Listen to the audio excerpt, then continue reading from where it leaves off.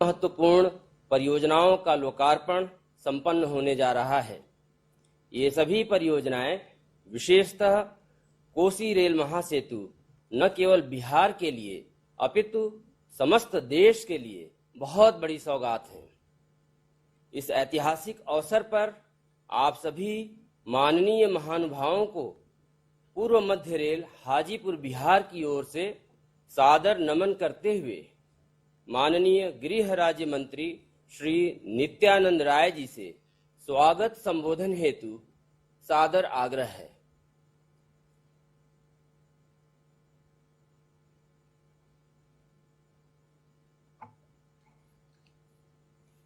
बिहार के रेलवे के विभिन्न परियोजनाओं के उद्घाटन कार्यक्रम में उद्घाटनकर्ता लोकप्रिय और यशस्वी भारत के प्रधानमंत्री माननीय प्रधानमंत्री आदरणीय श्री नरेंद्र मोदी जी, इस अवसर पर उपस्थित बिहार के महामहिम राज्यपाल श्री फग्गू चौहान जी, बिहार के माननीय मुख्यमंत्री श्री नीतीश कुमार जी, माननीय केंद्रीय रेल मंत्री श्री पीयूष गोयल जी, भारत सरकार में कैबिनेट मंत्री माननीय श्री रामविलास पासवान जी, माननीय श्री रविशंकर जी, माननीय गिरिराज जी, बिहार के माननीय उप मुख्यमंत्री श्री सुशील कुमार मोदी जी, केंद्रीय महिला बाल विकास राज्य मंत्री बहन सुश्री देवाश्री चौधरी जी, बिहार प्रदेश के प्रदेश अध्यक्ष भारतीय जनता पार्टी के और माननीय सांसद डॉक्टर श्री संजय जायसवाल जी, बिहार सरकार के माननीय मंत्रीगण, माननीय सांसदगण, माननीय विधायकगण, इस कार्यक्रम में विभिन्न स्थानों पर उपस्थित आदरणीय भाइयों बहनों एवं रेलवे के अधिकारीगण,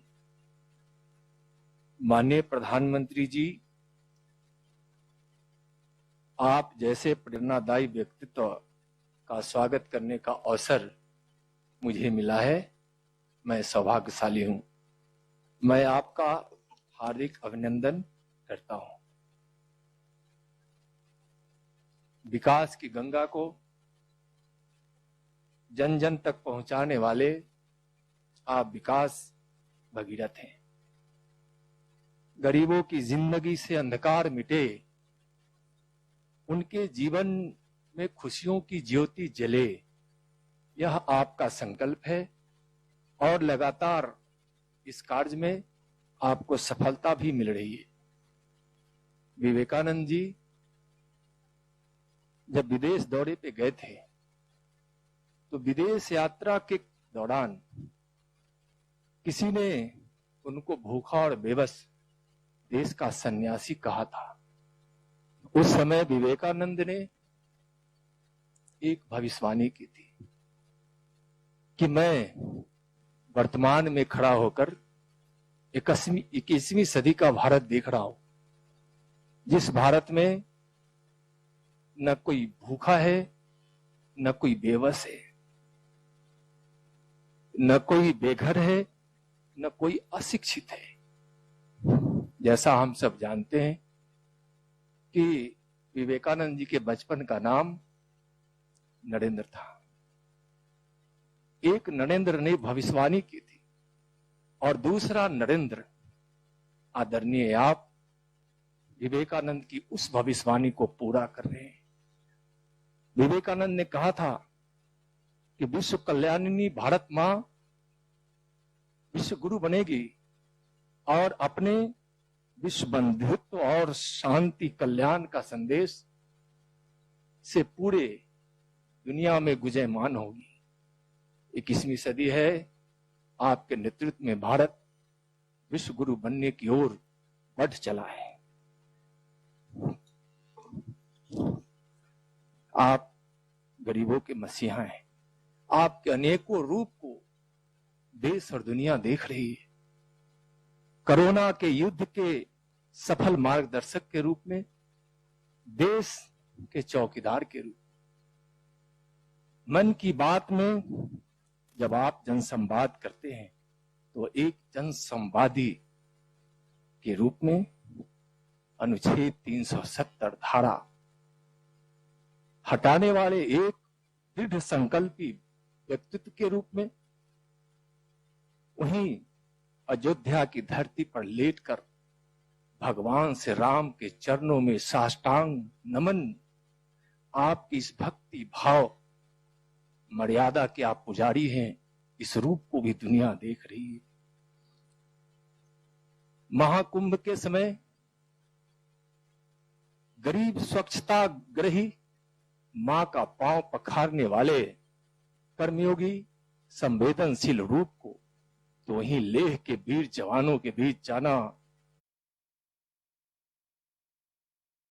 और आपकी वाणी हम वो लोग हैं जो बांसुरीधारी श्री कृष्ण की पूजा करते हैं, वहीं सुदर्शन चक्रधारी श्री कृष्ण को भी अपना आदर्श मानते हैं।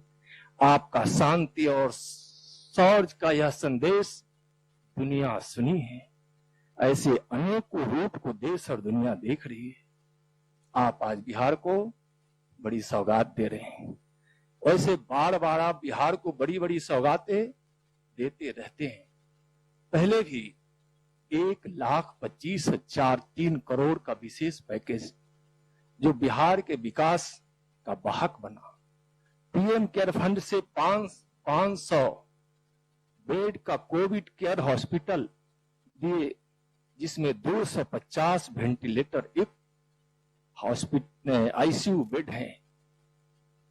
पिछले 1-2 सप्ताह में पहले की भांति फिर किसानों, मत्स्य पालकों, पशुपालकों, माताओं और बहनों के लिए अनेकों योजनाओं का सौगात दिए हैं। आज रेलवे की अनेकों सौगात बिहार को दे रहे हैं। कोसी रेल पुल तो वरदान ही है जो मिथिला, कोसी और सीमांचल के को तो जोड़ेगा ही, साथ साथ बिहार और देश के कई हिस्सों को भी जोड़ेगा। माननीय प्रधानमंत्री जी, राष्ट्र कवि रामधारी दिनकर जी की एक पंक्ति है कि मानव जब जोर लगाता है तो पत्थर पानी बन जाता है। मानव जब जोर लगाता है पत्थर पानी बन जाता है। राष्ट्र कवि दिनकर के इस कविता के इस भाव को आप साकार कर रहे हैं। बिहार के लिए आज ऐतिहासिक दिन है। माननीय प्रधानमंत्री जी, मैं पुनः अपनी ओर से और बिहार वासियों की ओर से आपका हार्दिक अभिनंदन करता हूं और आभार व्यक्त करता हूं। जय हिंद, जय भारत। धन्यवाद माननीय श्री नित्यानंद राय जी। माननीय रेल मंत्री श्री पीयूष गोयल जी से संबोधन के लिए सादर अनुरोध है। माननीय रेल मंत्री श्री पीयूष गोयल जी। नमस्कार। विश्व के सबसे बड़े लोकतंत्र के लोकप्रिय नेता परम आदरणीय प्रधानमंत्री श्री नरेंद्र मोदी जी, बिहार के महामहिम राज्यपाल श्री फागू चौहान जी, माननीय मुख्यमंत्री और पूर्व रेल मंत्री माननीय श्री नीतीश कुमार जी, बिहार राज्य के उप मुख्यमंत्री माननीय श्री सुशील कुमार मोदी जी, उपस्थित केंद्र और राज्य के मंत्रीगण, सांसद, विधायक, अतिथिगण, भाइयों और बहनों, आज का दिन बिहार के स्वर्णिम इतिहास में एक महत्वपूर्ण अध्याय साबित होने वाला है। 1934 के भूकंप ने बिहार के कोसी क्षेत्र को मिथिलांचल से अलग कर दिया। जिस बिहार को भूकंप ने बांट दिया, उसी को माननीय प्रधानमंत्री श्री मोदी जी के अटक प्रयासों से आज फिर जोड़ा जा रहा है। 2014 से ही माननीय प्रधानमंत्री श्री नरेंद्र मोदी जी को बिहार की विशेष चिंता रही है। उन्हें यहाँ के लोगों के प्रति संवेदना है और बिहार के चौमुखी विकास के लिए उन्होंने भागीरथ कार्य किए हैं। उनके सबका साथ सबका विकास मंत्र से प्रेरणा लेकर केंद्र और राज्य डबल इंजन के भांति मिलकर कई परियोजनाओं को पूरा कर रही है। 2009 से 14 के बीच रेलवे के लिए बिहार का प्रतिवर्ष बजट औसतन 1100 करोड़ रुपए हुआ करता था। माननीय प्रधानमंत्री मोदी जी ने पूर्वांचल की चिंता रहते हुए कि कैसे हम पूर्वी भारत को तेज गति से विकास से जोड़ें, इस राशि को 3 गुना कर दिया।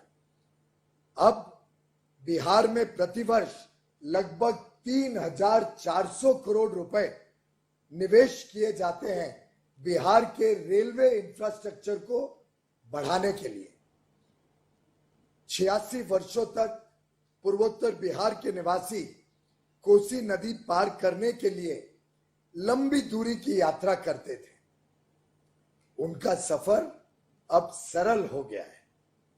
मिथिलांचल और कोसी क्षेत्र को पुनः सीधे रेल मार्ग से जोड़ने के लिए आज से सुपौल, आसनपुर, कुपाहा के बीच ट्रेन सेवा का शुभारंभ माननीय प्रधानमंत्री जी के कर कमलों द्वारा किया जा रहा है। कोसी महासेतु का शिलान्यास श्रद्धेय श्री अटल बिहारी वाजपेयी जी ने 2003 में किया था, जब माननीय श्री नीतीश कुमार जी रेल मंत्री थे। पिछले 6 वर्षों में प्रधानमंत्री जी ने लगातार इस प्रोजेक्ट की कार्यशैली पे निगरानी रखी, लगातार इसकी रिव्यू करते रहे, मॉनिटरिंग करते रहे, हम सबको मार्गदर्शन देते रहे और इस 6 वर्षों में तेज गति से इस काम को आगे बढ़ाया गया, जिससे आज हम उद्घाटन के लिए उपस्थित हुए हैं। यह सेतु कृषि प्रधान बिहार के विकास में अहम भूमिका निभाने वाला है। इससे प्रदेश की सामाजिक तथा आर्थिक गतिविधियों में वृद्धि होगी। यह सेतु न सिर्फ 2 स्थानों को जोड़ेगा, बल्कि आपके अपनों को और नजदीक लाएगा।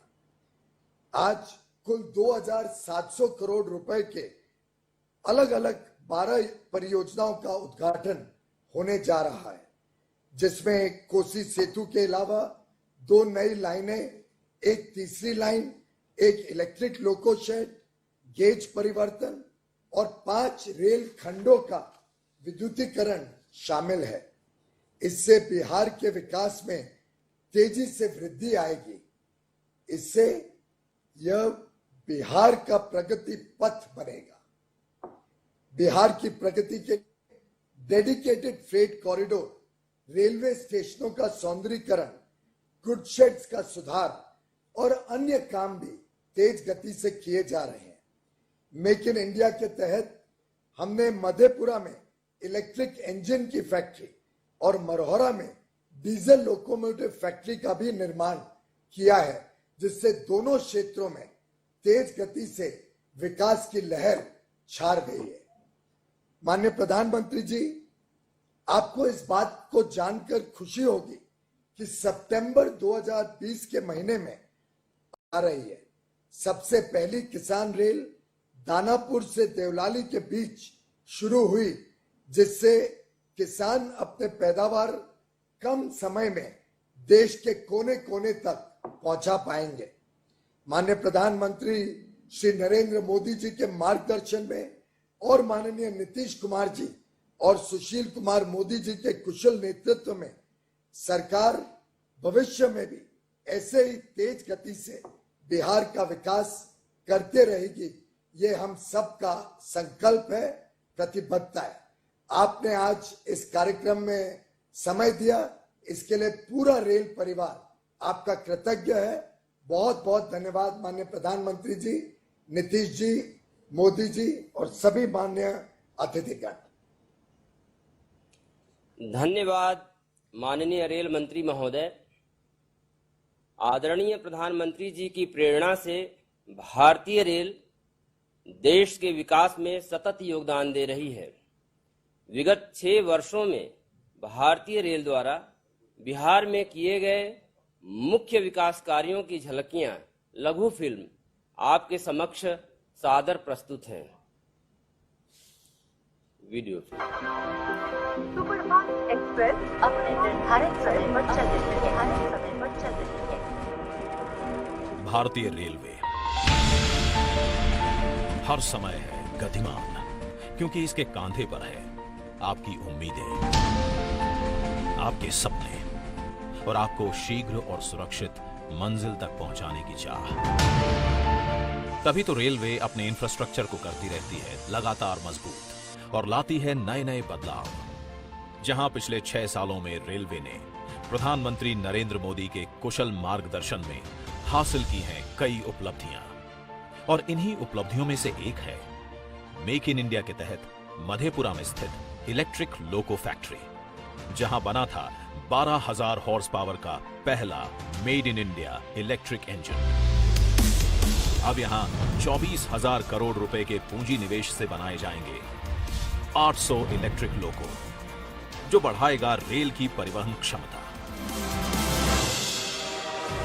बिहार में कनेक्टिविटी को सुगम बनाने की दिशा में पटना और मुंगेर में बना रेल सह सड़क महासेतु 6,000 करोड़ रुपए की लागत से बने इन दोनों महासेतु ने उत्तर और दक्षिण बिहार तक के आवागमन को किया है आसान। कनेक्टिविटी को बढ़ाने की दिशा में ही डेहरी ऑन सोन और सोननगर के बीच 3 रेल ट्रैक वाले पुल ने भी निभाई है महत्वपूर्ण भूमिका, जहां 130 किलोमीटर प्रति घंटे की स्पीड से मिशन रफ्तार के तहत दिल्ली और कोलकाता के बीच चल रही हैं रेलगाड़ियां। विद्युतीकरण में रेलवे ने बिहार में अब तक कुल 3,318 किलोमीटर रेल मार्ग के 90% हिस्से का काम पूरा हुआ। रेलवे ने पिछले 6 सालों में 9,000 करोड़ रुपए के निवेश से बिहार में नई लाइन तथा आमान परिवर्तन का व्यापक स्तर पर किया है काम। 1,150 करोड़ रुपए लागत वाले 23 रोड ओवर ब्रिज का निर्माण भी हुआ है पूरा। भारतीय रेलवे के आधुनिकीकरण से आज बिहार में स्टेशनों की बदली है सूरत। अब यहाँ एयरपोर्ट की तरह हुई है प्रकाश व्यवस्था, क्विक वाटरिंग सिस्टम, वातानुकूलित प्रतीक्षालय। बिहार में तरक्की के कदम को बढ़ाती रेल कनेक्टिविटी जल्द ही अंतर्राष्ट्रीय होगी। इसके लिए जयनगर को जोड़ा गया है जनकपुर से। रक्सौल से काठमांडू तक रेल लाइन का भी जल्द शुरू होगा निर्माण। लोक संस्कृति को बढ़ावा देने में महत्वपूर्ण ट्रेनों के बाहरी भाग पर लगाई गई मिथिला पेंटिंग ने स्थानीय कला को दी अंतर्राष्ट्रीय पहचान। लगभग 300 किलोमीटर का ईस्टर्न फ्रेट कॉरिडोर बिहार से होकर गुजरेगा, जो इस क्षेत्र में लाएगा बड़ा निवेश। बिहार बढ़े, तरक्की के नए आसमान को छुए, इसलिए कई कार्य प्रगति पर भी हैं, जिसमें 1,000 किलोमीटर के लगभग नई लाइन, गया और सोनपुर में 250 करोड़ रुपए की लागत से मेमू कार शेड, भागलपुर में गंगा नदी के ऊपर नया रेल पुल, मोकामा बरौनी के मध्य दोहरी लाइन के नए रेल पुल का निर्माण शामिल है। अपने कई प्रोजेक्ट्स के माध्यम से रेलवे ने बिहार में खोले हैं रोजगार के अनेकों द्वार। आपकी हर यात्रा हो शुभ यात्रा, इसलिए रेलवे ने 6 सालों में बिहार में कई असंभव से दिखने वाले कामों को संभव बनाकर आत्मनिर्भर भारत की दिशा में अपने मजबूत कदम बढ़ा दिए हैं। जय हिंद। माननीय उप मुख्यमंत्री श्री सुशील कुमार मोदी जी से संबोधन हेतु विनम्र आग्रह है। देश के लोकप्रिय प्रधानमंत्री आदरणीय श्री नरेंद्र मोदी जी, बिहार के महामहिम राज्यपाल श्री फागू चौहान जी, बिहार के माननीय मुख्यमंत्री श्री नीतीश कुमार जी, भारत सरकार के माननीय मंत्री श्री रामविलास पासवान जी, माननीय रेल मंत्री श्री पीयूष गोयल जी, बिहार सरकार के माननीय मंत्री श्री विजेंद्र यादव जी, भारत सरकार एवं बिहार सरकार के मंत्रीगण, सांसद, विधायक, विधान पार्षद एवं रेलवे के वरिष्ठ अधिकारीगण एवं मित्रों, बहनों और भाइयों, आदरणीय प्रधानमंत्री जी, बिहार को यह सौभाग्य है कि बिहार ने देश को 8 रेल मंत्री अब तक देने का काम किया है। और मैं याद कराना चाहूंगा कि जब श्री अटल बिहारी वाजपेयी देश के प्रधानमंत्री थे और नीतीश जी रेल मंत्री थे, उसमें बिहार के लिए 3 मेगा पुल की घोषणा की गई थी। कि उसके बाद 10 वर्षों तक जो सरकार आई, उसने इन सारे कामों को ठंडे बस्ते में डाल दिया था। लेकिन आपके प्रधानमंत्री बनने के बाद इन तीनों मेगा पुल के निर्माण में गति आई और आज दीघा, सोनपुर और गंगा नदी पर मुंगेर में जो रेल पुल है वो आपके कार्यकाल में प्रारंभ हो सका। और आज कोसी नदी पर 86 वर्षों के बाद रेल पुल और रेल का परिचालन प्रारंभ हो रहा है। इतना ही नहीं, प्रधानमंत्री जी, मढ़ौरा एवं मधेपुरा में इंजन के कारखाने का कॉन्ट्रैक्ट आपके प्रधानमंत्री बनने के बाद 2015 में फाइनल हुआ और आपके ही कार्यकाल में दोनों जगह इंजन का उत्पादन प्रारंभ हुआ है। आदरणीय प्रधानमंत्री जी, मैं आपको धन्यवाद देना चाहूंगा और पीयूष गोयल जी को कि लॉकडाउन के दौरान जब लाखों बिहार के मजदूर अन्य राज्यों में फंसे हुए थे, उस समय आपने प्रवासी मजदूरों के लिए स्पेशल श्रमिक ट्रेनें चलाकर और 1371 ट्रेनों को चलाकर 19,72,000 लोगों को मुफ्त में अपने घरों तक पहुंचाने का काम किया है। इतना ही नहीं, पिछले दिनों जब जेईई मेन और नीट की परीक्षा के लिए और छात्रों को काफी कठिनाइयों का सामना करना पड़ रहा था, तो आदरणीय पीयूष गोयल जी ने पैसेंजर ट्रेन चलवाया बिहार में, जिससे हजारों छात्रों को परीक्षा केंद्र तक पहुंचने में सुविधा हुई है। इतना ही नहीं, तो मैं आपको आज इसलिए भी धन्यवाद देना चाहूंगा कि आपने पिछले सप्ताह दरभंगा में नए दूसरे एम्स के निर्माण का, बिहार में दूसरे एम्स के निर्माण का भी और केंद्रीय मंत्रिपरिषद ने निर्णय लिया है। साथ ही साथ रेलवे ने पटना शहर में आर ब्लॉक से दीघा के बीच में जो जमीन बिहार को उपलब्ध कराई है, उसने पटना का कायाकल्प कर दिया है। आदरणीय प्रधानमंत्री जी, पर्यटन क्षेत्र को भी आज के इन कार्यक्रमों से बढ़ावा मिलेगा। विश्व के प्रथम गणराज्य वैशाली और स्वर्गीय रघुवंश स्वामी की कर्मभूमि, वह वैशाली अब रेलवे के मानचित्र पर आ गया है। और इतना ही नहीं, तो इस्लामपुर नटेसर नई रेल लाइन के खुलने से बौद्ध धर्म के कई प्राचीन स्थल, मुख्यतः जेठियान, जहाँ कहते हैं कि भगवान बुद्ध ने और पैदल यात्रा की थी 2500 साल पूर्व, वह स्थान भी रेल से जुड़ जाएगा। और इस प्रकार बौद्ध और जैन तीर्थ स्थलों को भी आज के इस उद्घाटन से बढ़ावा मिलेगा। आदरणीय प्रधानमंत्री जी, आज इन 4 रेल खंडों का विद्युतीकरण का कार्य पूर्ण होकर और रेल का परिचालन हो रहा है, तब बिहार में 90% रेल लाइन का विद्युतीकरण हो चुका है। और मुझे रेल के लोगों ने बताया कि इससे तेल में 1500 करोड़ प्रति वर्ष की बचत संभावित है। इतना ही नहीं, तो बख्तियारपुर बाढ़ के बीच तीसरी लाइन बनने से बाढ़ स्थित एनटीपीसी के बिजली घर को भी निर्बाध कोयले की आपूर्ति होती रहेगी, जिससे बिहार को वर्ष भर अनवरत बिजली की आपूर्ति सुनिश्चित की जा सकेगी। आदरणीय प्रधानमंत्री जी, आपके 6 वर्षों के कार्यकाल में बिहार में 774 kilometre gauge conversion new line doubling का कार्य हुआ है, जिस पर रेल ने 22,275 करोड़ रुपया और खर्च किया है। और इतना ही नहीं, तो गंगा नदी पर एक और रेल पुल का काम मोकामा में शुरू हो चुका है और भागलपुर में भी एक और पुल का प्रोजेक्ट रिपोर्ट बनकर तैयार है। तो मुझे पूरा विश्वास है कि आपके प्रधानमंत्रित्व काल के अंदर बिहार और तेजी से आगे बढ़ेगा। इन्हीं शब्दों के साथ मैं अपना भाषण समाप्त करता हूं। जय हिंद, जय भारत। धन्यवाद माननीय उप मुख्यमंत्री महोदय। बिहार के माननीय मुख्यमंत्री श्री नीतीश कुमार जी से संबोधन हेतु विनम्र निवेदन है। आदरणीय प्रधानमंत्री श्री नरेंद्र मोदी जी, बिहार के महामहिम राज्यपाल श्री फागू चौहान जी, केंद्रीय रेल मंत्री श्री पीयूष गोयल जी, बिहार के माननीय उप मुख्यमंत्री श्री सुशील कुमार मोदी जी, इस कार्यक्रम में उपस्थित माननीय केंद्रीय मंत्री श्री रविशंकर प्रसाद जी, श्री गिरिराज सिंह जी, श्री नित्यानंद राय जी, वीडियो कॉन्फ्रेंसिंग के माध्यम से जुड़े इस कार्यक्रम में उपस्थित अन्य सभी माननीय मंत्रीगण, माननीय सांसदगण, माननीय विधायकगण, माननीय विधान पार्षदगण, सभी जनप्रतिनिधिगण, सम्मानित नेतागण, केंद्र सरकार एवं राज्य सरकार के सभी अधिकारीगण, रेलवे बोर्ड एवं इस सेंट्रल रेलवे के यहाँ उपस्थित सभी अधिकारीगण, बहनों एवं भाइयों, मैं आज के इस कार्यक्रम में सबसे पहले आदरणीय प्रधानमंत्री जी को बधाई देता हूं 17 सितंबर उनका जन्मदिन है। कल भी हम लोगों ने बधाई दी है।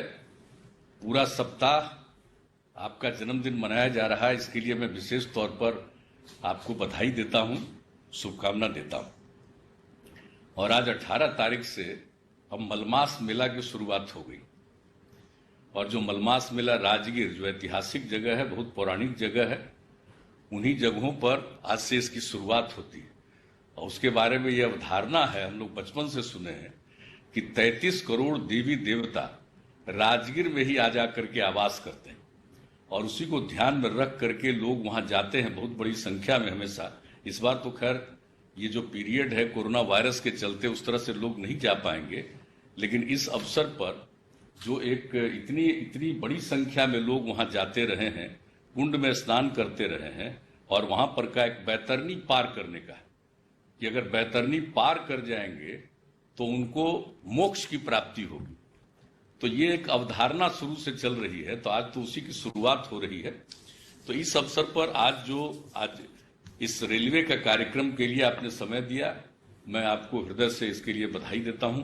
और रेल मंत्री को विशेष तौर पर मैं धन्यवाद देता हूं, उन्होंने बहुत सारी बातों का जिक्र भी कर दिया। आज जो कोसी महासेतु का उद्घाटन हो रहा है, उन्होंने खुद भी बताया, श्रद्धेय अटल जी प्रधानमंत्री थे, उन्होंने मुझको रेल मंत्री बनाया हुआ था, तो उसी समय ये कोसी महासेतु का उन्होंने शिलान्यास किया था। और ये कोसी महासेतु का जो शिलान्यास हुआ, उसके पहले जो कोसी महासेतु का बनाने के लिए और उसके दोनों तरफ अप्रोच बनाने के लिए जो सब कुछ हुआ, तो उसके लिए मुझको कितनी बार वहां जा करके हमने दोनों तरफ ट्रेवल किया, लोगों से बातचीत की, और अंत में कहाँ अलाइनमेंट होगा रेलवे के अधिकारियों को लेकर जाते थे, वो तय हुआ। और अंतोगत्वा श्रद्धेय अटल जी के नेतृत्व में कैबिनेट ने इसको स्वीकार किया और वो 6 जून 2003 को आए थे और वहां उन्होंने इसका शिलान्यास किया। इतनी बड़ी भीड़ थी, इतनी बड़ी संख्या में लोग शामिल थे कि आज उसकी कल्पना नहीं की जा सकती है। इतने भारी संख्या में लोग वहां पर आए थे। और जब उनके साथ हम जा रहे थे तो उनको हमने आग्रह किया था, चूंकि हम मिथिला के लोगों की इस भावना को जानते रहे, लोग बोलते रहे हैं कि भाई मैथिली भाषा को भी संविधान के 8वीं अनुसूची में शामिल करना चाहिए, तो बताया। और वहां भी गए तो वहां पर भी लोगों ने मांग किया और उसी दिन उन्होंने इसका भी ऐलान कर दिया था मैथिली भाषा के लिए। तो एक विशेष दिन था। और आज उसके लिए जो कुछ भी जो बनाया गया था अलाइनमेंट, तो उसी के बगल में जो ईस्ट वेस्ट कॉरिडोर का निर्माण हुआ, तो उसका भी अलाइनमेंट वही उसी के जो तय किया गया था कोसी का ब्रिज, उसी के पास उसका भी अलाइनमेंट फाइनली तय हुआ। वो तो पहले बन गया, लेकिन अब इसका कोसी का ब्रिज, और हमारे आदरणीय रेल मंत्री जी आए हुए थे यहाँ पर 12 अगस्त 2018 को पटना। तो जब से हम रेल मंत्री रहे उसके बाद हम रेलवे के कोई कार्यक्रम में नहीं गए थे। इन्होंने ही मुझको अवसर दिया था 2018 में बुला करके कि हम इनके कार्यक्रम में गए, और आज भी इन्होंने अवसर दिया है कि आज भी यहाँ आने का मौका मिले। तो रेलवे के साथ तो एक भावनात्मक लगाव भी हम लोगों का है, इसलिए बहुत अच्छा लगा है। और उस दिन भी इन्होंने इनसे बातचीत हुई थी तो कहा कि नहीं, तेजी से काम हो जाएगा। तो आज कम से कम काम हो गया और आज उसका उद्घाटन, उसका अप्रोच भी अधिकांश हिस्सा बन गया, थोड़ा सा पर काम चल रहा, वो हो गया। ये सबसे खुशी की बात है। और दूसरा कार्य, जो कई चीजों का उद्घाटन शिलान्यास सबकी चर्चा कर दी गई है। दूसरे के बारे में हम बता देना चाहते हैं, हाजीपुर से वैशाली तक का जो रेल लाइन बना है, तो ये हाजीपुर से सुगौली तक के रेल लाइन के निर्माण का हुआ। सुगौली भी ऐतिहासिक जगह, सुगौली में ही भारत और नेपाल के बीच में बातचीत हुई थी। तो वो सुगौली तक हाजीपुर को जोड़ने के लिए श्रद्धेय अटल जी के नेतृत्व में इसका निर्णय लिया गया, इस रेलवे लाइन का। और वही आए थे इसका शिलान्यास करने 10 फरवरी 2004 में, और वही वैशाली में, वैशाली से ही इसका इन्होंने किया गया, इसका शिलान्यास किया था। और उसके बाद आज एक हिस्सा तो पहले हुआ था और आज वैशाली तक हो गया, खुशी की बात है। और हम तो रेल मंत्री से ही आग्रह करेंगे कि इसको आगे सुपौल तक पहुंचाने वाला भी काम हो जाए। ये भी श्रद्धेय अटल जी के ही नेतृत्व में हुआ और उन्होंने ही इसका शिलान्यास किया। तो आज आने का मौका मिला, आज आपके नेतृत्व में इसका उद्घाटन हो रहा है। ये हमारे लिए बहुत खुशी की और व्यक्तिगत प्रसन्नता की बात है। उसी तरह से जो आज आप लोगों ने बख्तियारपुर के पास जो एक नया किया है और वो बाढ़ तक का, तो उसकी कहानी हम सिर्फ संक्षेप में बता देना चाहते हैं। ये जो बाढ़ में एनटीपीसी का बना पावर प्लांट बनने का निर्णय हुआ, उसके पीछे जान लीजिए हम लोगों के साथ श्रद्धेय अटल जी की सरकार में पीआर कुमार मंगलम मंत्री थे और वो मंत्री थे ऊर्जा मंत्री। जब हम रेल मंत्री थे, 18 की बात है, तो उसी समय 1998 में जब श्रद्धेय अटल जी की सरकार बनी तो उन्होंने मुझसे कई अपने तमिलनाडु का और अपने इलाके के रेल के बारे में चर्चा की। उनकी एक एक बात को हमने कहा कि जरूर होगा, सब करा दिया। उसके बाद एक दिन पार्लियामेंट का सेशन चल रहा था, तो पार्लियामेंट के सेशन के दौरान ही बाहर उन्होंने कहा कि भाई आप अपने क्षेत्र का एक जगह बता दीजिए, आपके कंस्टिट्यूएंसी में हम पावर प्लांट लगाएंगे, अब बड़ा पावर प्लांट लगाएंगे, 616x3 का लगाएंगे।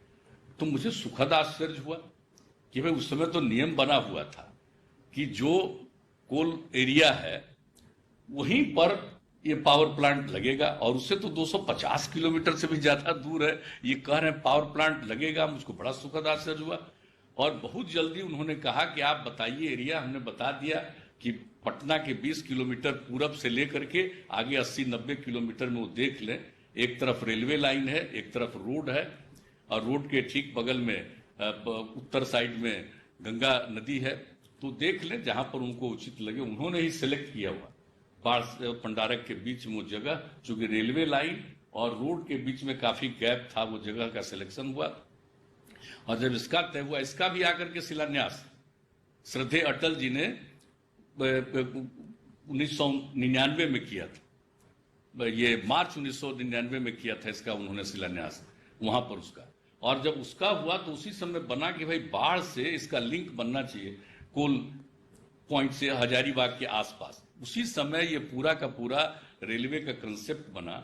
और ये जो रेल लाइन अभी राजगीर और बख्तियारपुर के बीच में था, तो लेफ्ट की तरफ वहां से राजगीर से आने में बख्तियारपुर जाता है, तो राइट साइड में सोचा गया कि इसका बने और बाढ़ तक का रेल लाइन बन जाए, ताकि वहां पर सुविधा, जिसका भी उप मुख्यमंत्री जी ने चर्चा किया। और ये जो पूरा का पूरा हो गया हजारीबाग कोयला खदान के पास से कोडरमा, तिलैया, राजगीर, बख्तियारपुर बाढ़, ये भी सैंक्शन हुआ और इसमें भी काफी काम हो चुका है। लेकिन अभी यही हम आग्रह करेंगे कि इसमें जो जुरही खुराडीह सेक्शन में 4 सुरंग बनना बाकी है, तो जल्दी बन जाएगा। तभी वहां से इसका कोल का सारा ट्रेन आता रहेगा और इससे लोगों को कोयला पहुंचाने में वहां सहूलियत होगी, कम से कम समय में वहां पर कोयला पहुंचेगा। इसलिए हम तो ये भी आग्रह करेंगे। लेकिन कितनी बड़ी चीज है ये, कितनी खुशी की बात है, कब की बात है, 98 में ये बात हुआ, वहां बना, और उसके बाद रेल के बारे में सोचा गया। आज उससे संबंधित एक रेल का आपके द्वारा उद्घाटन करवाया जा रहा है। आप सोच सकते हैं कि मेरे जैसे व्यक्ति को इस बात से कितनी प्रसन्नता होगी, कितना आज मुझको आनंद हो रहा है कि चलिए उस समय जो किया गया आज हुआ। अब आपकी सरकार बनी तभी तो ये काम हो रहा। इस बीच में कहां लोगों ने किया 10 वर्ष तक? जितना काम होना चाहिए था वो काम नहीं हुआ। ये काम और तेजी से होना चाहिए था, नहीं हुआ। जब अटल जी का ही कार्यकाल था, उसी बीच में जितना हम लोग रेलवे से करवा सके थे उतना करवा पाए थे। और आज जो आपने उद्घाटन किया है फतुहा इस्लामपुर रेलखंड का, उसको आगे जो बढ़ाए हैं आप लोग, ये इस्लामपुर वाले को लाइन को नटेसर तक, तो आपको हम बता देना चाहते हैं कि फतुहा से इस्लामपुर का पहले छोटी लाइन थी, वो एक बार बाढ़ में समाप्त हो गई थी। लोगों की इच्छा थी बने, तो हम लोगों ने इसको रेल मंत्रालय से तय कर दिया और अंत में फतुहा से हम लोगों ने इस्लामपुर तक का रेल लाइन बनवा दिया। और जब उसका उद्घाटन हुआ, इतनी लोगों को खुशी हुई थी। और उसी समय हम लोगों ने सोचा था कि जो चूंकि पटना से गया हम लोग जो जाते हैं, उसका सबसे पुराना जो रोड था वो फतुहा इस्लामपुर होती गया जाता था। तो जब फतुहा और इस्लामपुर रेलवे लाइन बन गया, तब हमारे मन में ये बात आई कि रोड है अगर इस्लामपुर से गया तक, तो रेल भी लाइन होना चाहिए। और उसी को रेल लाइन बनाने के लिए ही जो रास्ता तय किया गया, आज उसी का नटेसर तक का काम पूरा हो गया। अब फतुहा इस्लामपुर नटेसर होते हुए गया पहुंचने का, क्योंकि राजगीर से तो आगे हम लोग नटेसर से आगे तक का तिलैया तक का काम करवा चुके हैं पहले से। तो अब बहुत अच्छा है। और इस तरह का जो आज हो रहा है, कितनी हम लोगों को इस सबसे खुशी है। और इसके अलावे बहुत सारा काम आज करवाया गया है, बहुत सारी योजनाओं को पूरा किया गया है। लेकिन मुझे तो बहुत प्रसन्नता है कि ये सब काम तेजी से हो रहा है। हम तो अब एक ही आग्रह करेंगे जो हम 12 अगस्त 2018 को माननीय रेल मंत्री जी से हम अनुरोध कर चुके थे कि और इसका उद्घाटन एक हिस्सा आप कर चुके हैं श्रद्धेय प्रधानमंत्री जी, यानी जो दनियावा से बिहार शरीफ तक का उद्घाटन कराया जा चुका है। लेकिन उसी को हम लोगों के समय में तय हुआ था, नेवरा से दनियावा बिहार शरीफ बरबीघा शेखपुरा। और ये लाइन था कि ये जो खंड है ये पूरा का पूरा, ये पीयूष गोयल से जैसे अनुरोध किया था, ये किऊल से दानापुर आने का जो रास्ता एक तीसरा रास्ता बनाया गया। और जो अभी किऊल से दानापुर की दूरी है उससे 9 किलोमीटर कम है। और इतना ज्यादा अब मतलब कि मालगाड़ियों का आवागमन होता था। तो हुआ कि अगर ये रेल लाइन बन जाएगा तो बहुत ज्यादा उपयोगिता इसकी होगी। इसी दृष्टिकोण से इसको स्वीकृत किया गया उसी समय श्रद्धेय अटल जी के टाइम में। तो हम आग्रह करेंगे कि अब थोड़ा थोड़ा काम जो बचा हुआ है इस काम को भी पूरा कर दीजिए। और एक बात अगर मेरा सुन लीजिएगा बिहार के लिए, तो हम तो रेल मंत्री जी से आग्रह करेंगे कि भाई Indian railway institute of mechanical engineering ये जमालपुर मुंगेर में चलता था हम लोगों के टाइम। यूपीएससी से उसके एडमिशन के लिए स्टूडेंट का सिलेक्शन होता था और वहां पढ़ते थे। तो जो मैकेनिकल इंजीनियर जो उसमें पास करते थे और उनका नौकरी लग जाता था रेलवे में, वो उनका जो स्टाइल था जो हम लोगों ने देखा कि ये सब जमालपुर और मुंगेर के पढ़े हुए हैं और वहां से ये मैकेनिकल इंजीनियर हैं, उनमें कितना गौरव का भाव रहता था मन में। हम तो आग्रह करेंगे कि रुक गया है, इसको फिर से चालू करवा दीजिए और चाहिए तो एक आध और बढ़ा दीजिए, इलेक्ट्रिकल को भी बढ़ा दीजिए। इतना ज्यादा जो इलेक्ट्रिकल के बारे में बात कर रहे हैं, लेकिन ये पुरानी चीज है। अगर आप इस बात को मानिएगा, हमने उस बार भी कहा था, आज भी हम आपसे अनुरोध यही करेंगे कि इस बात को भी देखिएगा। लेकिन यह तो एक अलग विषय है। लेकिन जितना काम रेल मंत्रालय के द्वारा करवाया जा रहा है, मैं इसके लिए उन्हें हृदय से बधाई देता हूं। और जो काम आपने अभी बताया कि जितनी राशि का हम खर्च कर रहे हैं, हम लोगों को पूरा भरोसा है कि और बहुत तेजी से सारी योजनाओं का काम पूरा होगा। और इससे बिहार के लोगों को तो फायदा होगा ही, लेकिन देश भर के लोगों को फायदा होगा, क्योंकि बिहार बीच में है और उससे आने जाने वाले लोगों को भी बहुत ज्यादा सहूलियत होगी, लोगों को सुविधा होगी। और रेलवे के द्वारा जो मदद किया गया, मैं उसके लिए भी बधाई देता हूं। जिस समय लॉकडाउन का समय चल रहा था, हमारे मजदूर जो बाहर थे उनको लाने के लिए जो इतनी बड़ी संख्या में आपने विशेष रेलगाड़ियों का परिचालन कराया, उससे बहुत बड़ी संख्या में करीब करीब 22-23 लाख की संख्या में हमारे बाहर से आए। हमारे उप मुख्यमंत्री जी प्रवासी कह रहे थे, हम हाथ जोड़ करके प्रार्थना करेंगे, इस देश में कोई प्रवासी नहीं है, देश पूरे देशवासियों का है। एक राज्य का कोई दूसरे राज्य में जाएगा तो प्रवासी नहीं है, ये तो अपने देश का वासी है। इसलिए खैर, लेकिन अपने राज्य के लोग जो दूसरे राज्य में गए काम करने के लिए, वहां फंस गए, तो वहां से आने में तो रेलवे ने सचमुच बहुत दिक्कत थी। अगर रेलगाड़ी नहीं चलवाते आप तो इतनी दिक्कत थी, किस तरह से लोग आ रहे थे, कहीं कोई पैदल चल रहा था तो कोई किस प्रकार से चल रहा था, कितनी कठिनाई हो रही थी। तो मैं इसके लिए तो जरूर आज जो कार्यक्रम रेल का हो रहा, तो मैं भी अपनी तरफ से भी, जो उप मुख्यमंत्री जी ने कहा, मैं भी इस बात के लिए मैं विशेष तौर पर बधाई देता हूं। और आज के इस कार्यक्रम के लिए विशेष तौर पर मैं आपका अभिनंदन करता हूं। और श्रद्धेय प्रधानमंत्री जी ने आज के लिए भी जो समय दिया है, इसके लिए मैं उनका भी अभिनंदन करता हूं और अपनी बात समाप्त करता हूं। बहुत बहुत धन्यवाद। धन्यवाद माननीय मुख्यमंत्री श्री नीतीश कुमार जी। आज लोकार्पित होने वाली समस्त परियोजनाओं पर लघु फिल्म आपके समक्ष सादर प्रस्तुत है। लोहे की दो पटरियों के बीच भागती रेलवे, हर दिन लाखों को उनकी मंजिल तक पहुंचाती रेलवे। तभी तो कोविड-19 जैसी बड़ी बाधा का सामना करते हुए भी ईस्ट सेंट्रल रेलवेज (ECR) ने शुरू किए थे कई नए काम, और इसी का लाभ मिलने जा रहा है बिहार वासियों को। प्रधानमंत्री देने जा रहे हैं बिहार वासियों को एक साथ कई सारी सौगातें। कोसी महासेतु,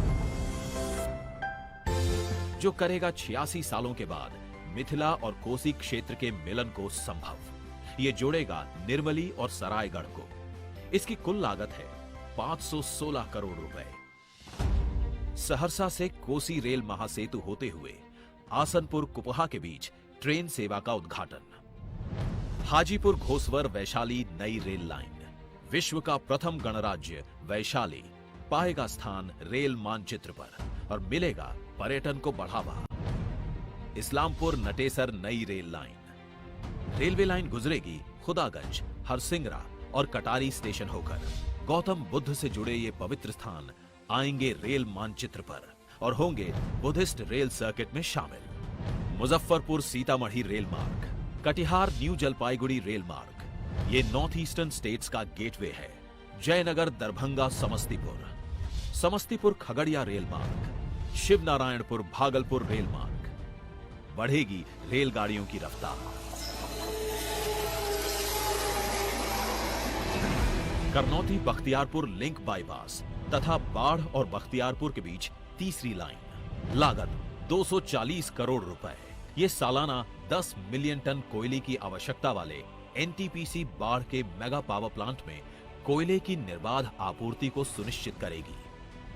150 साल पुराने किऊल रेल पुल के समानांतर नए किऊल रेल पुल का निर्माण और इसके यार्ड का अत्याधुनिक इलेक्ट्रॉनिक इंटरलॉकिंग द्वारा रीमॉडलिंग। लागत 86 करोड़ रुपए।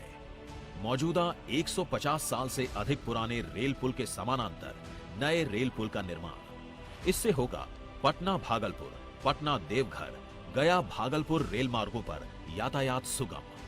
महत्वपूर्ण शहर लखीसराय को मिले नए प्लेटफॉर्म। साथ ही अब 304 रूट के साथ किऊल लखीसराय यार्ड हुआ अत्याधुनिक इलेक्ट्रॉनिक इंटरलॉकिंग प्रणाली से लैस। Electric locomotive shed Barauni.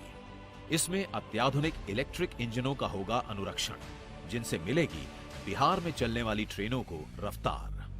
Bihar की तस्वीर बदल रही है तेजी से और भारतीय रेल कर रहा है इसमें महत्वपूर्ण योगदान।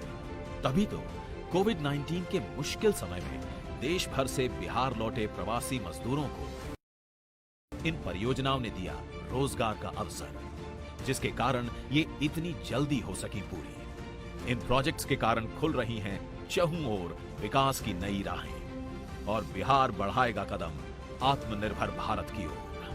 आज इन सभी परियोजनाओं को प्रधानमंत्री नरेंद्र मोदी कर रहे हैं राष्ट्र को समर्पित। साथ ही वे विद्युतीकृत रेल मार्ग पर परिचालन भी करेंगे शुरू।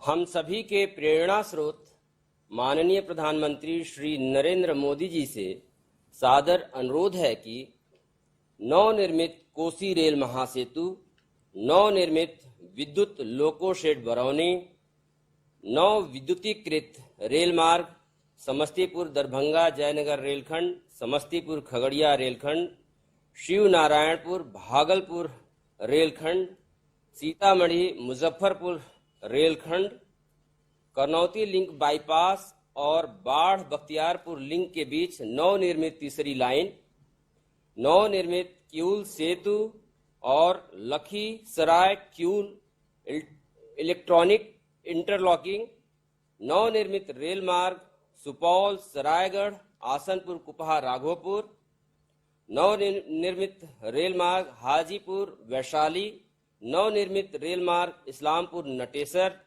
नव विद्युतीकृत रेल मार्ग कटिहार न्यू जलपाईगुड़ी, नव विद्युतीकृत रेल मार्ग सीतामढ़ी मुजफ्फरपुर को अपने कर कमलों द्वारा रिमोट बटन दबाकर राष्ट्र को समर्पित करें।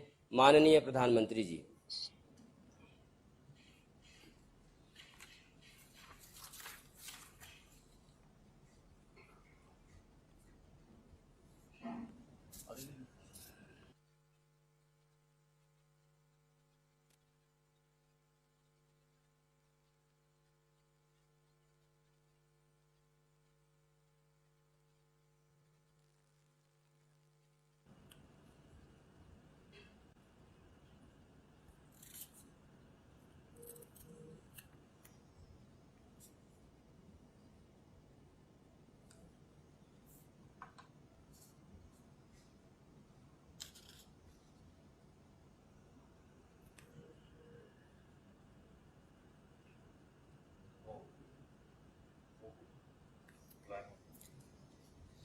माननीय प्रधानमंत्री जी से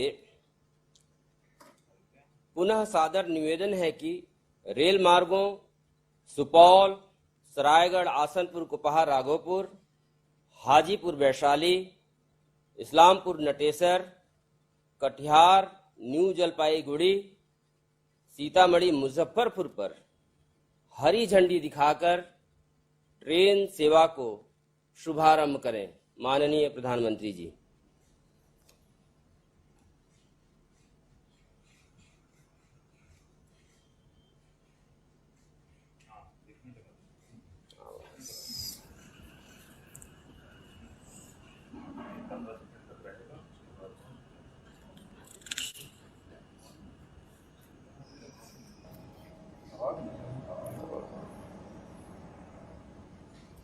स्टार्ट नहीं हो रहा।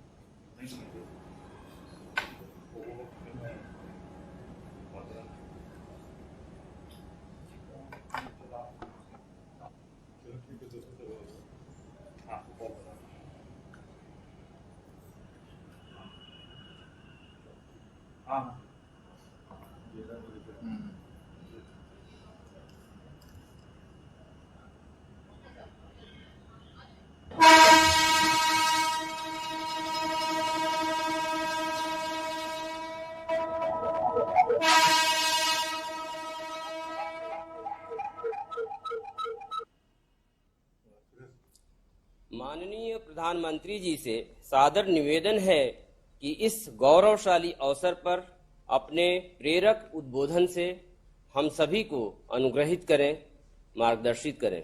माननीय प्रधानमंत्री जी। बिहार के राज्यपाल श्री फागू चौहान जी,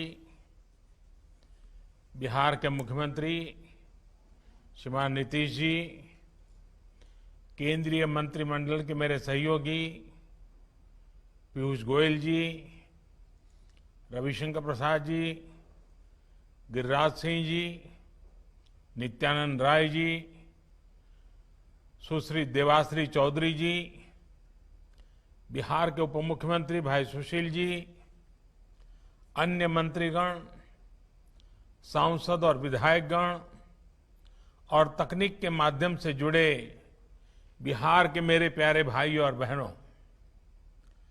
साथियों, आज बिहार में रेल कनेक्टिविटी के क्षेत्र में नया इतिहास रचा गया है। कोसी महासेतु और किऊल ब्रिज के साथ ही बिहार में रेल यातायात, रेलवे के बिजलीकरण और रेलवे में मेक इन इंडिया को बढ़ावा देने, नए रोजगार पैदा करने वाले 1 दर्जन प्रोजेक्ट्स का आज लोकार्पण और शुभारंभ हुआ है। लगभग 3000 करोड़ रुपए के इन प्रोजेक्ट से बिहार का रेल नेटवर्क तो सशक्त होगा ही, पश्चिम बंगाल और पूर्वी भारत की रेल कनेक्टिविटी भी मजबूत होगी। बिहार सहित पूर्वी भारत के करोड़ों रेल यात्रियों को मिलने जा रही इन नई और आधुनिक सुविधाओं के लिए मैं आज सबको बहुत बहुत बधाई देता हूं। साथियों, बिहार में गंगा जी हो, कोसी हो, सोन हो, नदियों के विस्तार के कारण बिहार के अनेक हिस्से एक दूसरे से कटे हुए रहे हैं। बिहार के करीब करीब हर हिस्से के लोगों की एक बड़ी दिक्कत रही है नदियों की वजह से होने वाला लंबा सफर।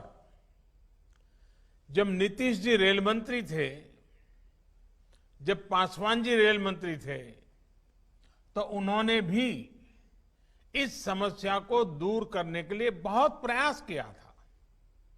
लेकिन फिर एक लंबा समय वो आया जब इस दिशा में ज्यादा काम ही नहीं किया गया, ऐसे में बिहार के करोड़ों लोगों की इस बड़ी समस्या के समाधान के संकल्प के साथ हम आगे बढ़ रहे हैं। पिछले 5-6 साल में एक के बाद एक इस समस्या के हल की तरफ तेजी से कदम आगे बढ़ाए गए हैं। साथियों, 4 वर्ष पहले उत्तर और दक्षिण बिहार को जोड़ने वाले 2 महासेतु, एक पटना में और दूसरा मुंगेर में शुरू किए गए थे। इन दोनों रेल पुलों के चालू हो जाने से उत्तर बिहार और दक्षिण बिहार के बीच लोगों का आना जाना आसान हुआ है। खासकर उत्तर बिहार के क्षेत्र जो दशकों से विकास से वंचित थे, उन्हें विकास के लिए नई गति मिली है।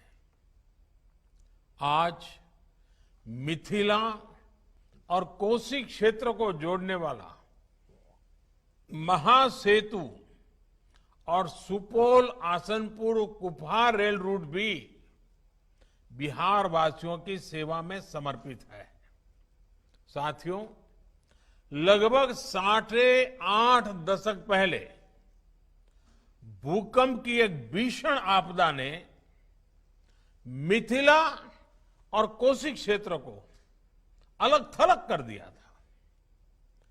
आज ये संयोग ही है कि कोरोना जैसी वैश्विक महामारी के बीच इन दोनों अंचलों को आपस में जोड़ा जा रहा है। मुझे बताया गया है कि इसके आखिरी चरण के कार्यों में दूसरे राज्यों से आए श्रमिक साथियों ने भी बहुत सहयोग किया है। वैसे ये महासेतु और ये प्रोजेक्ट श्रद्धेय अटल जी और नीतीश बाबू का ड्रीम प्रोजेक्ट भी रहा है। जब 2003 में नीतीश जी रेल मंत्री थे और श्रद्धेय अटल जी प्रधानमंत्री, तब नई कोसी रेल लाइन परियोजना की परिकल्पना की गई थी। इसका उद्देश्य यही था कि मिथिला और कोसी क्षेत्र के लोगों की दिक्कतों को दूर किया जाए। इसी सोच के साथ 2003 में अटल जी द्वारा इस परियोजना का शिलान्यास किया गया था। लेकिन अगले वर्ष अटल जी की सरकार चली गई और उसके बाद कोसी रेल लाइन परियोजना की रफ्तार भी उतनी ही धीमी हो गई। अगर मिथिलांचल की फिक्र होती, बिहार के लोगों की दिक्कतों की फिक्र होती, तो कोसी रेल लाइन परियोजना पर तेजी से काम हुआ होता। इस दौरान रेल मंत्रालय किसके पास था, किसकी सरकार थी, इसके विस्तार में मैं नहीं जाना चाहता। लेकिन सच्चाई यही है कि जिस रफ्तार से पहले काम हो रहा था, अगर उसी रफ्तार से 2004 के बाद भी काम हुआ होता, तो आज का ये दिन पता नहीं कब आता, कितने साल लग जाते, कितने दशक लग जाते, हो सकता है पीढ़ियां बीत जाती। लेकिन दृढ़ निश्चय हो, नीतीश जी जैसा सहयोगी हो, तो क्या कुछ संभव नहीं है। मिट्टी रोकने के लिए आधुनिक टेक्नोलॉजी का इस्तेमाल करते हुए सुपौल आसनपुर कुपहा रूट पर काम पूरा किया गया है। साल 2017 में जो भीषण बाढ़ आई थी, उस दौरान हुए नुकसान की भरपाई भी इस दौरान की गई है। आखिरकार कोसी महासेतु और सुपौल आसनपुर कुफा रूट बिहार के लोगों की सेवा के लिए तैयार है। साथियों, आज कोसी महासेतु होते हुए सुपौल आसनपुर कुपहा के बीच ट्रेन सेवा शुरू होने से सुपौल, अररिया और सहरसा जिले के लोगों को बहुत लाभ होगा। यही नहीं, इससे नॉर्थ ईस्ट के साथियों के लिए एक वैकल्पिक रेल मार्ग भी उपलब्ध हो जाएगा। कोसी और मिथिला क्षेत्र के लिए ये महासेतु सुविधा का साधन तो है ही, ये इस पूरे क्षेत्र में व्यापार, कारोबार, उद्योग, रोजगार को भी बढ़ावा देने वाला है। साथियों, बिहार के लोग तो इसे भली भांति जानते हैं कि वर्तमान में निर्मली से सरायगढ़ का रेल सफर करीब करीब 300 किलोमीटर का होता है। इसके लिए दरभंगा, समस्तीपुर, खगड़िया, मानसी, सहरसा, ये सारे रास्तों से होते हुए जाना पड़ता है। अब वो दिन ज्यादा दूर नहीं जब बिहार के लोगों को 300 किलोमीटर की ये यात्रा नहीं करनी पड़ेगी। 300 किलोमीटर की ये दूरी सिर्फ 22 किलोमीटर में सिमट जाएगी। 8 घंटे की रेल यात्रा सिर्फ आधे घंटे में ही पूरी हो जाए करेगी। यानी सफर भी कम, समय की भी बचत और बिहार के लोगों के धन की भी बचत होगी। साथियों, कोसी महासेतु की हर तरफ किऊल नदी पर नई रेल इलेक्ट्रॉनिक इंटरलॉकिंग की सुविधा शुरू होने से इस पूरे रूट पर सुविधा और रफ्तार दोनों बढ़ने वाली है। इस नए रेल पुल के निर्माण से झाझा से पंडित दीनदयाल उपाध्याय जंक्शन तक मेन लाइन पर 100-125 किलोमीटर प्रति घंटा की गति से अब ट्रेन चल पाएगी। इलेक्ट्रॉनिक इंटरलॉकिंग के चालू होने से हावड़ा दिल्ली मेन लाइन पर ट्रेनों के आने जाने में आसानी होगी, अनावश्यक देरी से राहत मिलेगी और रेल यात्रा अधिक सुरक्षित होगी। साथियों, बीते 6 साल से भारतीय रेल को नए भारत की आकांक्षाओं और आत्मनिर्भर भारत की अपेक्षाओं के अनुरूप ढालने का प्रयास किया जा रहा है। आज भारतीय रेल पहले से कहीं अधिक स्वच्छ है। आज भारतीय रेल के ब्रॉडगेज रेल नेटवर्क को मानव रहित फाटकों से मुक्त कर पहले से कहीं अधिक सुरक्षित बनाया जा चुका है। आज भारतीय रेल की रफ्तार तेज हुई है। आज आत्मनिर्भरता और आधुनिकता की प्रतीक वंदे भारत जैसी भारत में बनी ट्रेनें रेल नेटवर्क का हिस्सा होती जा रही है। आज देश के अनछुए हिस्सों को रेल नेटवर्क के साथ जोड़ने की, रेल मार्गों के चौड़ीकरण और बिजलीकरण की व्यवस्था का तेजी से विस्तार हो रहा है।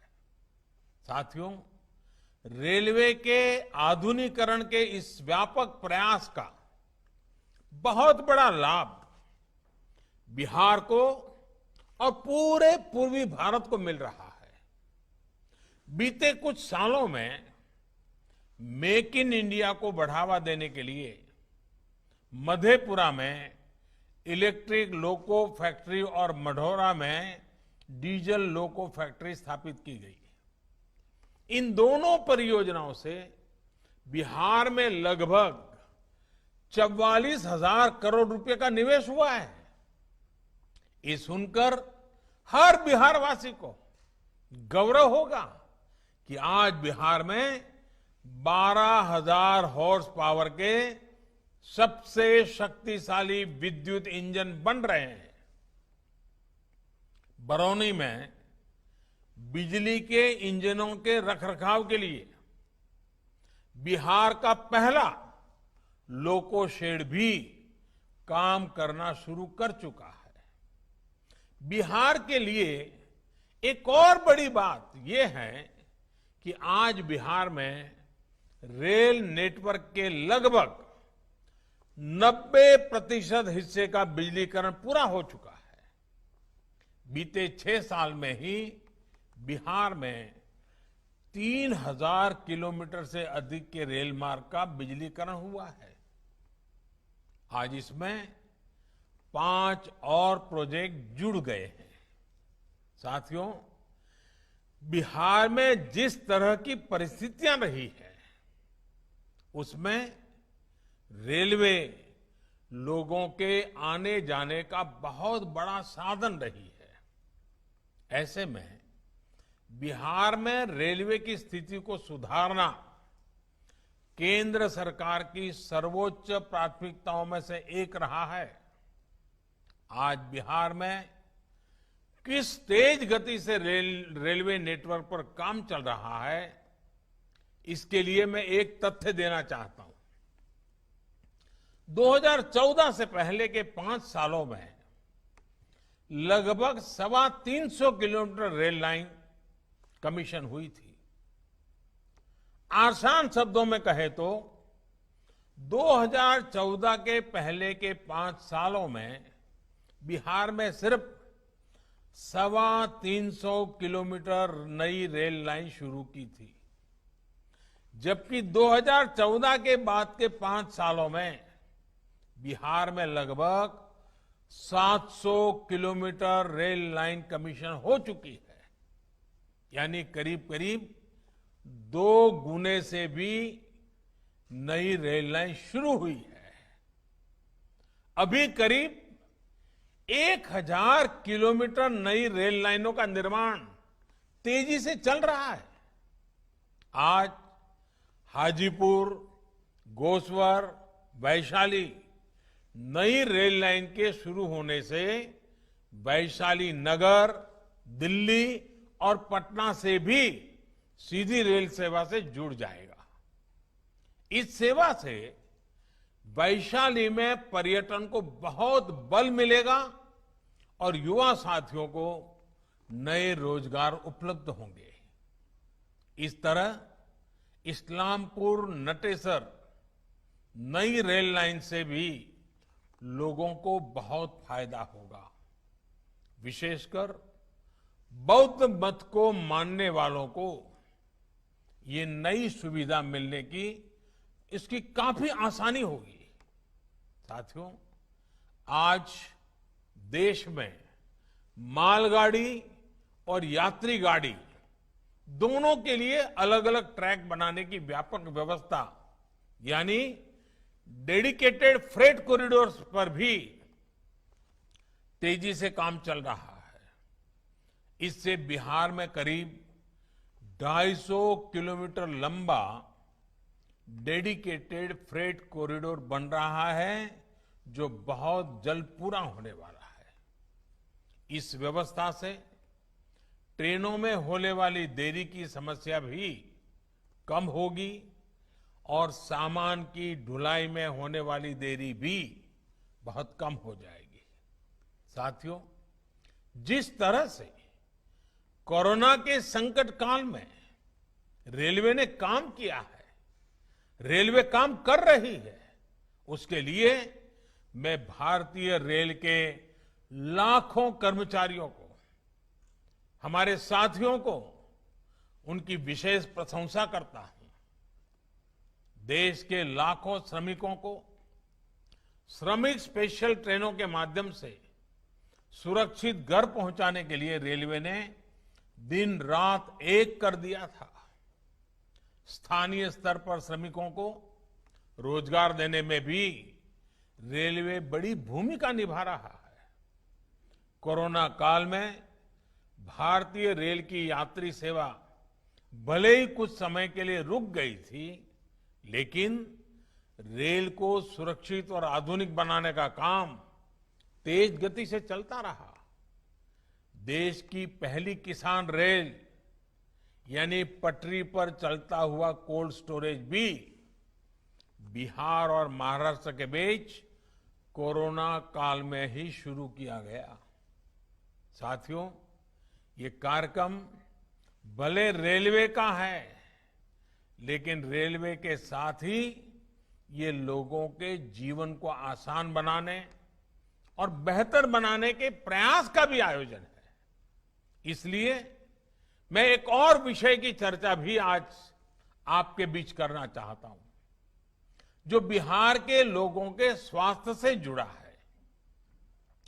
नीतीश जी की सरकार बनने से पहले तक बिहार में इक्का दुक्का मेडिकल कॉलेज हुआ करते थे। इससे बिहार में मरीजों को तो भारी दिक्कत थी ही, बिहार के मेधावी युवाओं के भी मेडिकल की पढ़ाई के लिए दूसरे राज्यों का रुख करना पड़ता था। आज बिहार में 15 से ज्यादा मेडिकल कॉलेज हैं, जिससे अनेक बीते कुछ वर्षों में ही बनाए गए हैं। कुछ दिन पहले ही बिहार में एक नए एम्स की भी स्वीकृति दे दी गई है। ये नया एम्स दरभंगा में बनाया जाएगा। इस नए एम्स में 750 बेड का नया अस्पताल तो बनेगा ही, इसमें एमबीबीएस की 100 और नर्सिंग की 60 सीटें भी होगी। दरभंगा में बनने वाले इस एम्स से हजारों नए रोजगार भी सृजित होंगे। साथियों, देश के किसानों के कल्याण की दिशा में, कृषि सुधारों की दिशा में कल देश के लिए बहुत ही महत्वपूर्ण दिन था।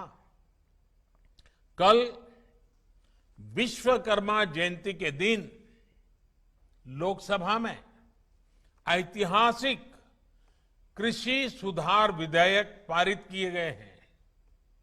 इन विधेयकों ने हमारे अन्नदाता किसानों को अनेक बंधनों से मुक्ति दिलाई है।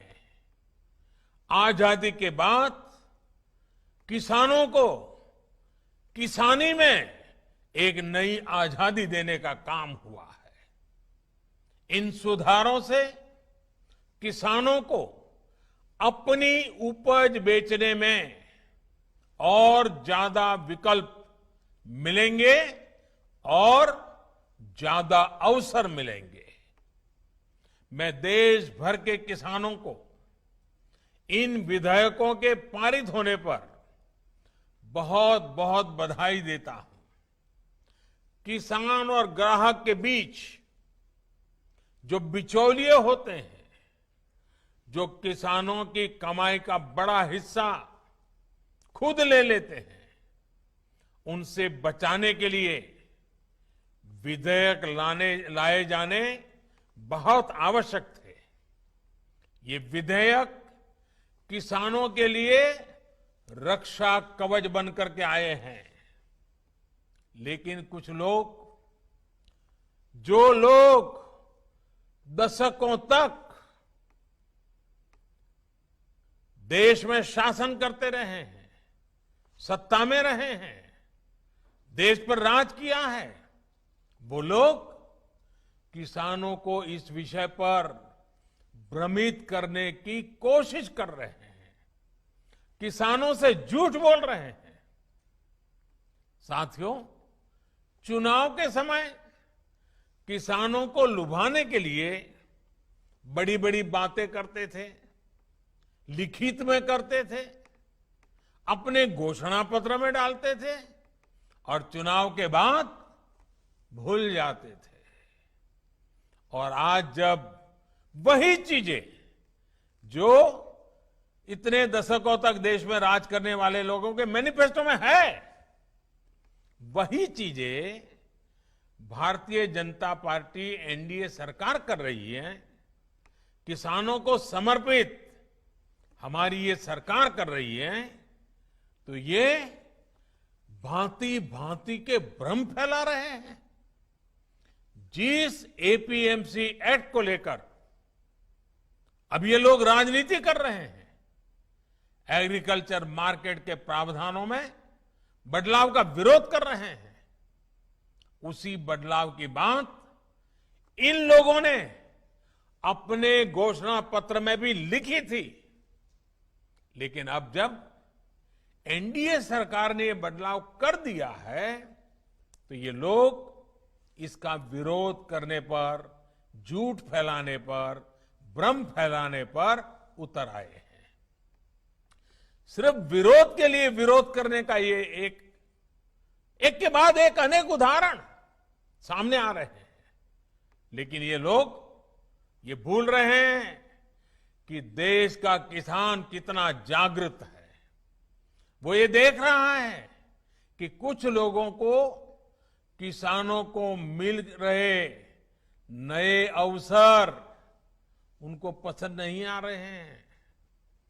देश का किसान ये देख रहा है कि वो कौन से लोग हैं जो बिचौलियों के साथ खड़े हैं। साथियों, ये लोग एमएसपी को लेकर बड़ी बड़ी बातें करते थे, लेकिन कभी अपना वायदा पूरा नहीं किया। किसानों से किया ये वायदा अगर पूरा किसी ने किया है तो भाजपा एनडीए की वर्तमान सरकार ने पूरा किया है। अब ये दुष्प्रचार किया जा रहा है कि सरकार के द्वारा किसानों को एमएसपी का लाभ नहीं दिया जाएगा। ये भी मनगढ़ंत बातें कही जा रही हैं कि किसानों से धान, गेहूं इत्यादि की खरीद सरकार द्वारा नहीं की जाएगी। ये सरासर झूठ है, गलत है, किसानों के साथ धोखा है। हमारी सरकार किसानों को एमएसपी के माध्यम से उचित मूल्य दिलाने के लिए प्रतिबद्ध है। पहले भी थे, आज भी हैं, आगे भी रहेंगे। सरकारी खरीद भी पहले की तरह जारी रहेगी। कोई भी व्यक्ति अपना उत्पादन जो भी वो पैदा करता है दुनिया में कहीं भी बेच सकता है, जहां चाहे वहां बेच सकता है। अगर वो कपड़ा बनाता है जहां चाहे बेच सकता है, वो बर्तन बनाता है कहीं पर भी बेच सकता है, वो जूते बनाता है कहीं पर भी बेच सकता है। लेकिन एकमात्र केवल मेरे किसान भाई बहनों को इन अधिकारों से वंचित रखा गया था, मजबूर किया गया था। अब नए प्रावधान लागू होने के कारण किसान अपनी फसल वो देश के किसी भी बाजार में अपनी मनचाही कीमत पर बेच सकेगा।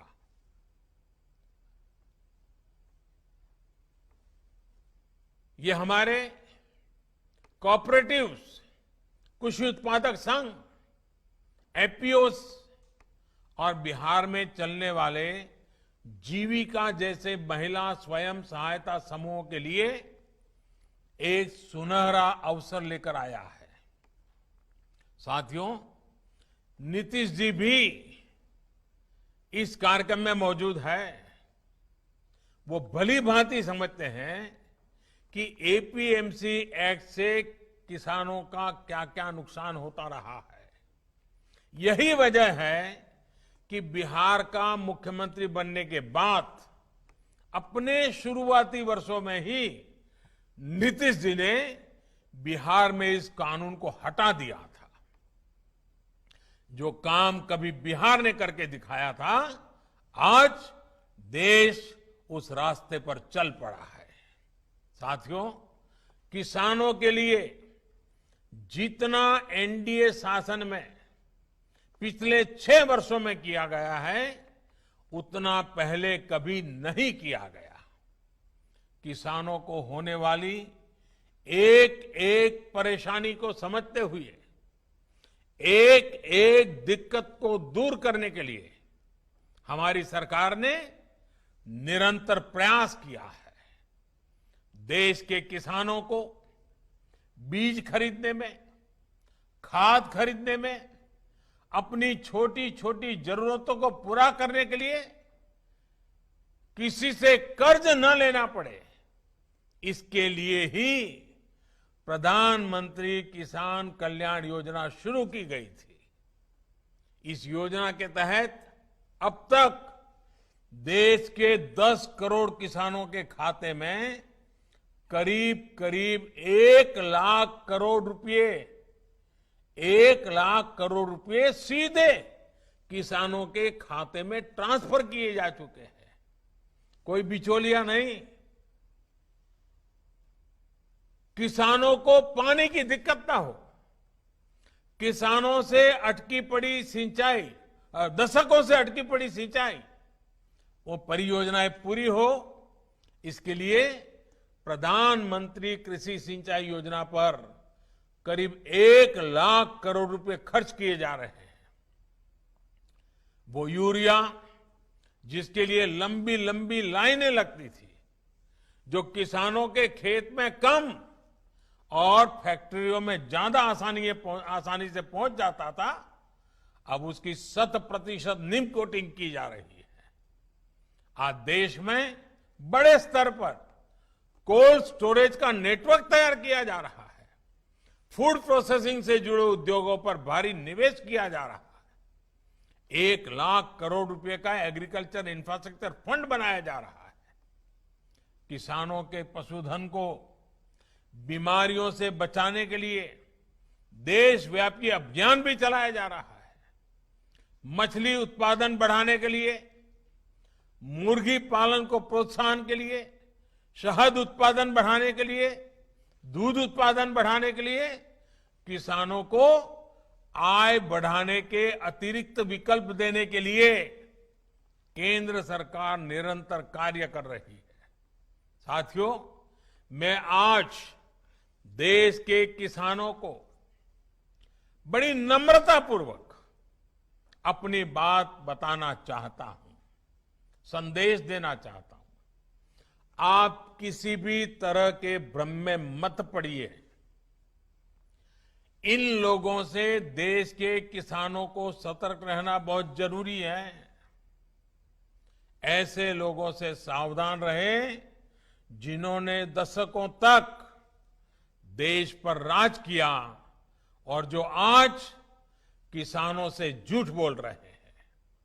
वो लोग किसानों की रक्षा का ढिंढोरा पीट रहे हैं, लेकिन दरअसल वे किसानों को अनेक बंधनों में जकड़कर रखना चाहते हैं। वो लोग बिचौलियों का साथ दे रहे हैं।